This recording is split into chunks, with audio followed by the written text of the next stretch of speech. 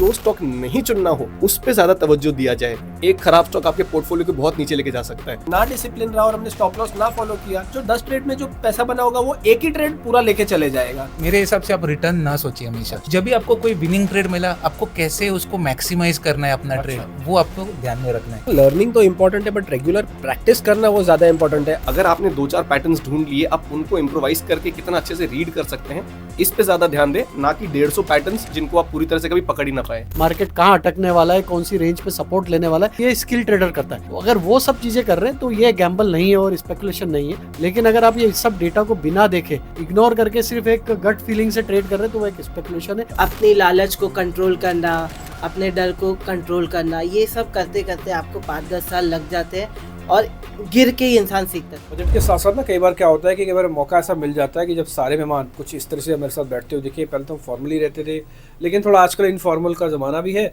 तो इनफॉर्मली जरा सर से पता कर लेते हैं। तो बजट तो खैर होगी चर्चा, लेकिन मार्केट के अंदर कैसे काम किया जाए, कैसे सोचना चाहिए, कैसे शेयर्स पकड़ने चाहिए, क्या छोड़ना चाहिए, अर्निंग और लर्निंग वाले कंसेप्ट थोड़ा काम करते हैं। खुश मार्केट की ये ट्रेडिंग कॉल्स ये सब तो चलता रहेगा। आप शेयर पकड़ते क्या हो? आप 3-4 चीज़ ऐसी क्या देखते हो जिसमें जो शेयर जब सेलेक्ट करते हो तो उसके अंदर बहुत इंपॉर्टेंस देते हो उसको आप? सो डिम्पी, बहुत बढ़िया सवाल पूछा आपने ये, बिकॉज इसी तरह से आपके जो व्यूअर्स हैं ये भी पिक कर पाएंगे जो शेयर्स हैं। तो सबसे पहले हम ये देखते हैं कि जो शेयर है उसमें वॉल्यूम कैसा हो रहा है। अच्छा। सबसे पहला हमारा जो क्राइटेरिया वो होता है कि वॉल्यूम कैसा हो रहा है। दूसरा ये है कि क्या ओवरऑल सेक्टर का बेनिफिट इस स्टॉक को मिलेगा, जिस सेक्टर में है उसकी मूवमेंट कैसी है, क्या है, क्या उसका बेनिफिट मिलेगा। तीसरा कि किस तरीके का कंसोलिडेशन पैटर्न रहा है या ब्रेकआउट कैंडिडेट है, पिछली हिस्ट्री किस तरह की रही है। तो ये 3-4 बेसिक से चीज़ें हैं जो आपके व्यूअर्स बहुत ही ईजिली खुद भी ट्रेड कर सकते हैं, ट्रैक कर सकते हैं, और इस हिसाब से स्टॉक्स का जो चयन है ये खुद कर सकते हैं। तो इन बेसिक चीज़ों पे ध्यान रखें। काफ़ी बार ये होता है कि बहुत ज़्यादा एनालिसिस करने के चक्कर में इंक्रीमेंटल रिटर्न्स जो होते हैं ना वो बहुत बड़े नहीं मिल पाते। तो आप बेसिक अगर चेक सेलेक्ट रख के चलें तो भी आपका जो स्टॉक सिलेक्शन है ये बहुत ही उम्दा हो जाएगा। और स्टॉक सिलेक्शन में सबसे इंपॉर्टेंट चीज़ ये होती है कि जो स्टॉक नहीं चुनना हो उस पे ज़्यादा तवज्जो दिया जाए। अच्छा। एक खराब स्टॉक आपके पोर्टफोलियो को बहुत नीचे लेके जा सकता है। मतलब 10 में से अगर मान लो 9 शेयर छोड़ दिए तो मैं सही रास्ते पे हूँ। बहुत ही बढ़िया रास्ते पे हो। आप ऐसे शेयर्स छोड़ो, उनमें ज़्यादा फायदा होगा जिसमें आपका प्रॉफिट होने का चांस कम है या लॉस होने का चांस ज़्यादा है। सो फोकस करिए अबाउट एलिमिनेटिंग स्टॉक्स। कौन से ढूंढने वो तो फिर अपने आप मिल जाएंगे। ठीक है, तो मार्केट के अंदर अमूमन क्या होता है कि शेयर लो। यहाँ पे इस चर्चा के अंदर ये समझ में आ रहा है कि शेयर छोड़ो, जितना छोड़ोगे उतना पाओगे। सुदीप जी, एक चीज़ बताइए, कई बार ना हम स्टॉप लॉस रखते तो हैं लेकिन स्टॉप लॉस को फॉलो नहीं कर पाते। होता क्या ना, हमारा मन हमारे भाव से भारी हो जाता है। तो भाव और भावना वाला जो गेम है, कैसे मन को समझाएं? डिम्पी, मुझे लग रहा है जो हिसाब से स्टॉक्स जब जैसे कुछ ने ये कहा कि आप कौन से स्टॉक्स को आपको छोड़ना है, लेकिन अगर आपने ले लिया है चूज करने के बाद, तो वहाँ पे अगर आप गलत भी जा रहे हो तो आपको एज अ डॉक्टर, जैसे डॉक्टर अपने पेशेंट्स को ट्रीट करता है, आपको भी अपने स्टॉक्स के साथ वैसी ही ट्रीटमेंट सर्जरी करनी पड़ेगी, कर लेनी पड़ेगी, क्योंकि अगर वो आप नहीं करोगे तो स्टॉक्स आपकी सर्जरी कर लेगा। अच्छा, ऐसा है।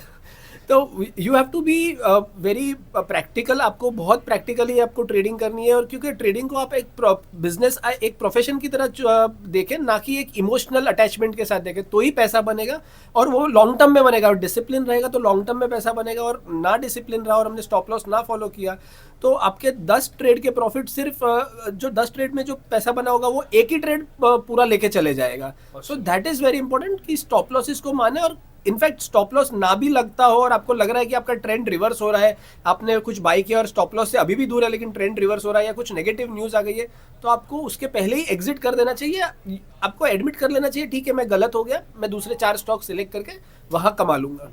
वैसे तो नरम दिल का इंसान होना चाहिए हर आदमी को, लेकिन स्टॉप लॉस रखते आप बिल्कुल क्रूअल हो जाओ, बिल्कुल नहीं तो आप जैसे बता रहे हैं ना सुदीप की, नहीं तो आपकी सर्जरी हो जाएगी अगर आपने इसको स्टॉप लॉस को नहीं छोड़ा। राजेश सर, कई लोगों का ये मानना है कि बाजार के अंदर पूरा दिन बैठेंगे तब पैसा बनेगा। ऐसा ज़रूरी है कि 3-4 घंटे से भी चल जाता है काम, अगर 3-4 घंटे दिन के ले लें तो? देखिए डिम्पी जी, ऐसा ज़रूरी नहीं है कि आपको पूरे दिन बैठ के ही पैसा बनेगा। पैसा बनाने के लिए आपका, अगर आपने स्टॉक सिलेक्शन किया, आपने ऑलरेडी स्टॉक्स आइडेंटिफाई किए, स्क्रीन किए हुए हैं पहले स्टॉक्स, तो वो स्टॉक्स पे आपको जब भी वो ट्रेड सेटअप बनता है तो आप वहाँ पे अपना ट्रेड ले सकते हैं। ज़रूरी नहीं, आप अपने प्री ऑर्डर्स भी लगा सकते हैं सिस्टम्स में। आजकल तो काफ़ी हाईटेक टेक्नोलॉजी आ चुकी है, सारे प्लेटफॉर्म्स पे अवेलेबल है, प्री ऑर्डर्स आप लगा दें और उसके अकॉर्डिंगली आप ट्रेड कर सकते हैं। तो पूरा दिन बैठना जरूरी नहीं है। देखिए निफ्टी में भी अगर आप ट्रेड करते हैं तो निफ्टी में भी आप अगर शुरू के आधे घंटे 1 घंटे मार्केट को मॉनिटर करते हैं तो वहीं पे बहुत सारी पोजीशंस बनते हुए दिखती है। अगर आप डेटा को ढंग से एनालाइज करते हैं तो आपको ट्रेड जरूर मिल जाता है सुबह के आधे घंटे 1 घंटे में भी। सेम स्टॉक्स में भी आप देखें अपने जो भी ब्रेकआउट्स लेवल है जब भी आते हैं तो वहाँ पे आपको अलर्ट आ जाएंगे, आप ट्रेड कर ले। पूरा दिन बैठना जरूरी नहीं होता है मार्केट में। दिन भर में जो स्विंग मिलते हैं जब भी अपॉर्चुनिटी होगी आप अलर्ट सेट करें और उस हिसाब से आप ट्रेड कर सकते हैं। ठीक है अक्षय पी भगत, मैं एक बार जरा आपके पास आ रहा हूँ, थोड़ा मेरे को समय लगेगा आप तक पहुँचने में। मेरे को एक चीज़ बताइए, अमूमन क्या होता है ना 4-5 लाख रुपए से इन्वेस्टमेंट का पोर्टफोलियो बनाना शुरू करते हैं या ट्रेडिंग का पोर्टफोलियो बनाना शुरू करते हैं, कितने पैसे बहुत होते हैं? मतलब अगर आपको 2% 3% का इंट्राडे रिटर्न मिल गया बहुत है या इससे ज़्यादा चाहिए होंगे? जी, रिटर्न अगर आप सोच के, तो मेरे हिसाब से आप रिटर्न ना सोचिए हमेशा। अच्छा। मेरा तो ऐसा सोच है कि you have to get to the winning trades. अच्छा। और जब भी आपको कोई विनिंग ट्रेड मिला, आपको कैसे उसको मैक्सिमाइज करना है अपना ट्रेड, वो आपको ध्यान में रखना है। तो 2% 3% के फिक्स्ड माइंडसेट से अगर आप चलेंगे तो जब भी टाइम खराब रहेगा तो आप गिव अप कर देंगे वो जर्नी। तो मेरा मानना है कि एक टाइम देना है आपको, 3 महीने हो 6 महीने हो, कितने पैसे वो हर एक इंडिविजुअल के हिसाब से है। 3 लाख हो सकता है, 10 लाख हो सकता है, 50,000 हो सकते हैं। पर जब भी विनिंग ट्रेड मिले, मैक्सिमाइज कैसे करना है वो ट्रेड को, वो कला है। अच्छा ठीक है। सुदीप एक चीज़ बताओ, इसके लिए लर्निंग कितनी ज़रूरत है? जैसे टेक्निकल चार्ट्स की लर्निंग और ये सब कुछ स्टडी वगैरह है, कितनी ज़रूरी और कितनी इसकी इंपॉर्टेंस है?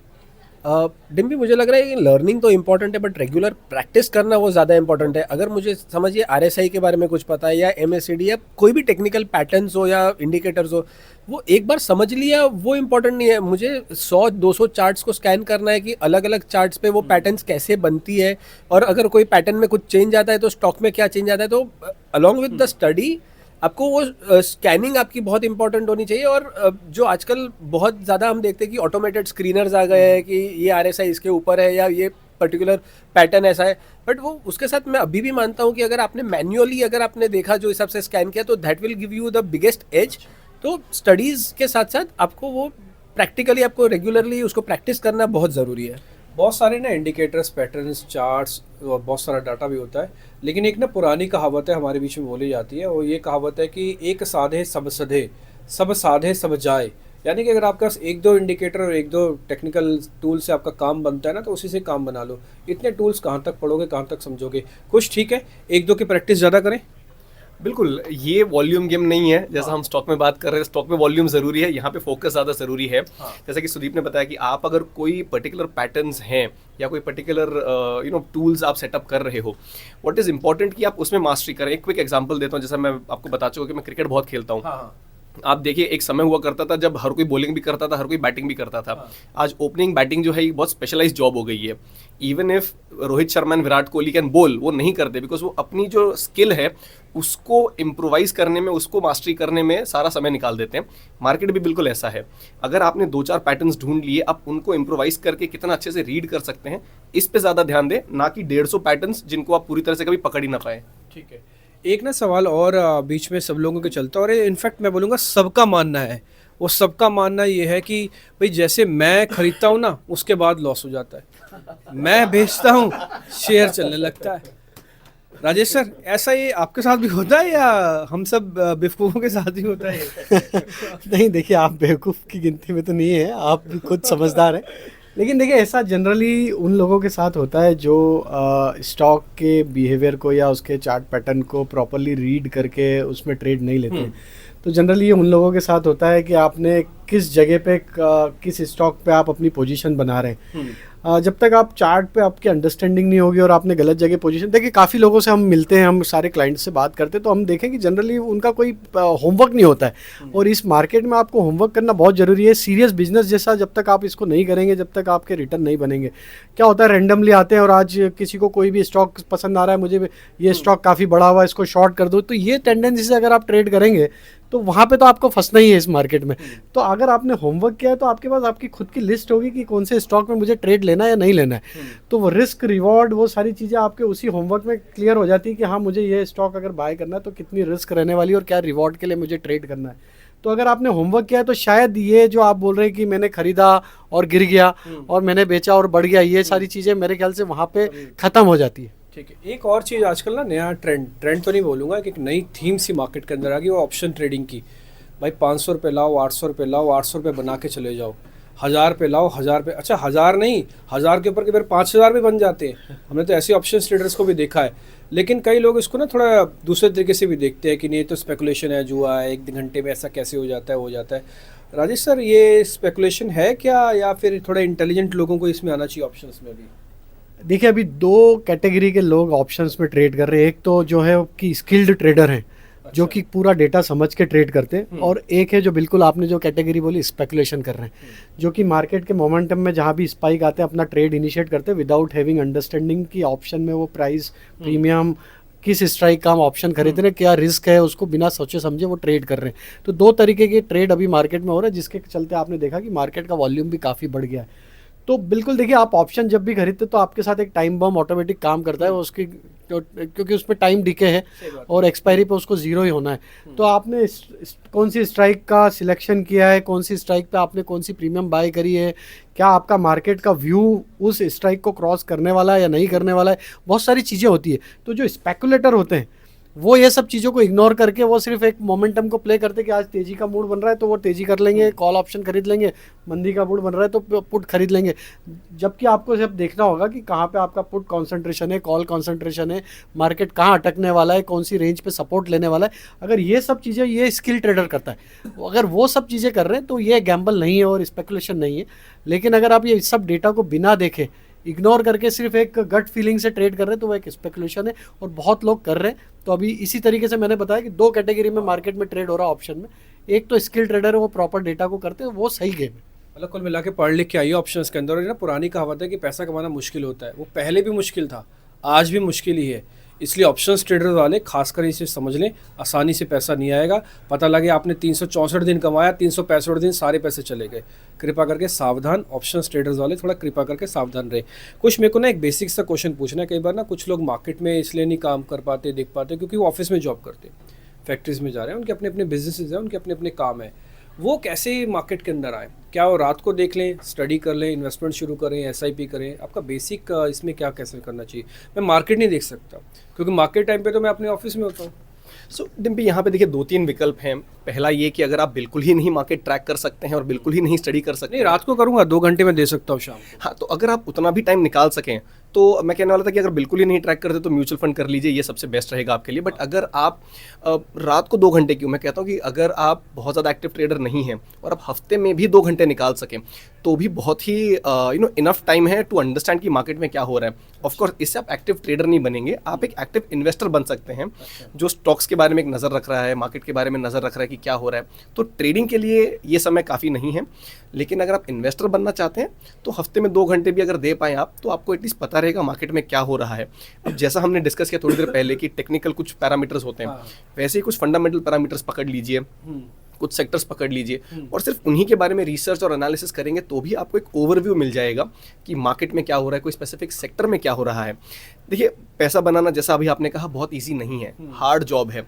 जो ईज हो गई है वो ईज ऑफ ऑपरेशन हो गई है। पहले हमें जाके आज से 20 साल पहले अकाउंट खुलवाना पड़ता था, शेयर लेना पड़ता था, ऑर्डर देने पड़ते थे। आज आप जितना ईज से आप अपना फेसबुक चेक करते हो उतनी ईजी से आप मार्केट में ऑर्डर भी प्लेस कर सकते हो। तो कन्वीनियंस वहाँ पे आई है। तो जो समय आपका बचा है सारे ऑपरेशंस में, उसको आप स्टडी करने में लगाइए तो बहुत ज़्यादा फायदेमंद होगा। और मैं तो कहता हूँ अगर हफ्ते में भी आप 2 घंटे दे पाएँ तो ये बहुत अच्छा है। एटलीस्ट जो स्टॉक्स आपके पोर्टफोलियो में है उनके बारे में आप न्यूज़ भी पढ़ लेंगे तो आपको एक बहुत अच्छा आइडिया आ जाएगा कि मार्केट में हो क्या रहा है। ठीक है। सुदीप, एक छोटा सा ना बेसिक से सवाल मेरा हो रहा है। आदित्य भी आ गया, एक बार जरा आदित्य को भी दिखाओ। आदित्य, अभी आदित्य से भी हम 1-2 सवाल पूछेंगे। चलो एक काम करते हैं, सुदीप वाला सवाल ना थोड़ा टर्न कर देता हूँ आदित्य की तरफ। आदित्य, एक चीज़ बताओ, ये बहुत ही है ना फॉर्मल हम आपसे पूछ रहे हैं। मान लो मैं एक रिटेलर हूँ, जैसे कई बार आप खाता खोलते हैं या खाता खुलवाने जाते हैं तो सामने वाला आदमी तो कितने पैसे लगाओ मार्केट के अंदर, मेरे को ठीक ठाक से रिटर्न के लिए कितने पैसे लगाने चाहिए? तो उसका जवाब क्या है, कितने पैसे लगाने चाहिए ताकि मेरे को एक ठीक ठाक सा रिटर्न आ जाए? या ठीक ठाक सा रिटर्न का मतलब होता है कि 10,000 रुपये महीना मेरे को चाहिए, सिंपल सी बात है। देखिए, अगर मुझसे कोई मेरे पास ही रहने दो, आप सिर्फ बताओ। ठीक है, अगर कोई मुझसे पूछता है कि आपको कितना खाना है तो डिपेंड है आपको कितनी भूख है। अच्छा। आपको क्या अचीव करना है उस पर आपको डिपेंड करता है आपको कितना कैपिटल डालना है। हाँ। आपको अगर रिटायरमेंट प्लानिंग करनी है या आपको अपने बच्चों की एजुकेशन का प्लानिंग करनी है या कोई वेकेशन प्लान करना है तो उस हिसाब से ही आपको कॉर्पस डालना चाहिए। ये गिनती करके चलिए कि आपको साल का 10 से 20। नहीं, आप मेरे को ये बताओ, 5 लाख डालूं, 6 लाख डालूं, 7 लाख डालूं, कितने डालूं? 10,000 रुपये महीने चाहिए। 10,000 रुपये महीने, तो आप गिनिए कि 10% 15% रिटर्न साल का बन सकता है, 10% पकड़ते हैं ठीक तो है, 10 लाख पे बना 1.2 लाख आपको साल का चाहिए। हाँ। 10-10 हज़ार, हाँ। तो आपको 12 लाख डालने चाहिए। ठीक है, मतलब 12 लाख रुपए डालेंगे तो मोटा मोटी 10,000 रुपये आ जाएगा। Yes. रफ में सारी कैलकुलेशंस डालते हुए। यस, ठीक है। इसका लॉजिकल आंसर रहेगा। इसका लॉजिकल आंसर ये है। ठीक है, अच्छा वो डाले कहाँ पे? वो बड़े शेयर्स में डालें कि उसके लिए ट्रेडिंग करें, कैसे करें काम? देखिए, अगर एक रिटेल इन्वेस्टर डाल रहा है तो उसके लिए स्टार्टिंग में पैसा कमाना बहुत मुश्किल होता है। बिल्कुल नहीं। अगर उसको लगता है कि उसको बाजार के बारे में कम नॉलेज है तो उसको म्यूचुअल फंड में डालना चाहिए जहां एवरेज लॉन्ग टर्म रिटर्न 12% है। हाँ। उसका गोल अचीव हो जाएगा। हाँ। अगर वो एक अच्छा सीजन प्रोफेशनल है, थोड़ा समय दे के सीख के कर रहा है तो डायरेक्ट इक्विटीज में भी डाल सकता है, और अच्छा रिस्क मैनेजमेंट के साथ कर रहा है डायरेक्ट इक्विटी में ठीक डाल है। सकता है। आदित्य, आपकी बाय द वे आपकी एज कितनी है? आपको कितनी लगती है? नहीं वैसे मैं पूछ रहा हूँ, आप बताइए ना, अभी तो क्वेश्चन हो रहा है। 28। 28 साल। तो आप कब आ गए थे मार्केट के अंदर? मैं स्कूल में ही मैंने चालू कर दिया था। अच्छा। जब मैं 8th स्टैंडर्ड में था तब से मुझे नहीं, हमसे नहीं हो पाएगा ये हम 8th वाले नहीं हम बता पाएंगे। आप मेरे को ये बताओ, अच्छा मान लो कोई 24-25 साल का हो या 30 साल का हो, तो उसको प्रॉपर थोड़ा जोखिम वोखिम लेने के लिए, स्टडी करने के लिए कितना टाइम लग जाता है ओवरऑल एक मार्केट को ठीक ठाक सीखने के लिए? एक बेसिक सा सवाल है। मेरे हिसाब से 5 से 10 साल लगते हैं। अच्छा। यस, बिल्कुल 5 से 10 साल लगते हैं आपको। एक तो अलग अलग चीज़ें समझने को, जैसे कि आपने फंडामेंटल एनालिसिस समझा, टेक्निकल एनालिसिस समझा, फिर बाद में न्यूज़ देखा कि न्यूज़ का असर क्या होता है, फिर आपने ग्लोबल मैक्रो को समझा। अच्छा।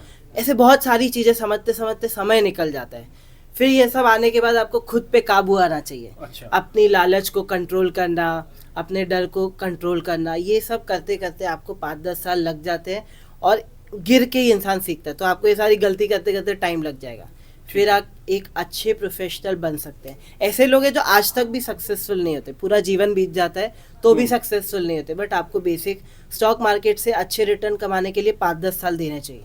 ठीक है, ये बहुत बढ़िया बात आपने बताई। एक्सपीरियंस नाम की भी एक चिड़िया होती है, वो ऐसे नहीं होगा कि आप आए और आपको सिर्फ सॉफ्टवेयर या ऐप चलाना आ गया तो हो गया पैसा। तो ये अभी तो पार्ट 1 था, थोड़ी फॉर्मल बातचीत का। ऐसे पार्ट 2 हम और लेके आएंगे, पार्ट 3 भी होगा, पार्ट 4 भी होगा।